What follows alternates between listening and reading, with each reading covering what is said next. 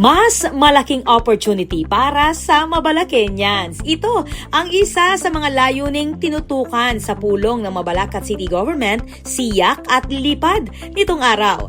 Nagipagpulong si Mabalacat City Mayor Atty. Jel Aquino kasama si Vice Mayor June Castro sa pamunuan ng Clark International Airport Corporation o SIAC at Luzon International Premier Airport Development Corporation o Lipad. Tinalakay sa meeting ang flagship programs at development projects ng SIAC sa Clark na sinuportahan naman ng Mabalacat City LGU. Ayon kay Mayor Aquino, mahalaga ang patuloy na pag-unlad ng SIAC dahil bahagi ito ng Mabalacat City at malaking ambag sa pagpasok ng investments at paglago ng lokal na ekonomiya. Samantala, tinalakay din ang posibilidad ng job matching program para sa mga residente ng Mabalacat City upang mas mapalawak ang kanilang access sa mga available na trabaho sa airport at iba pang kaugnay na industriya.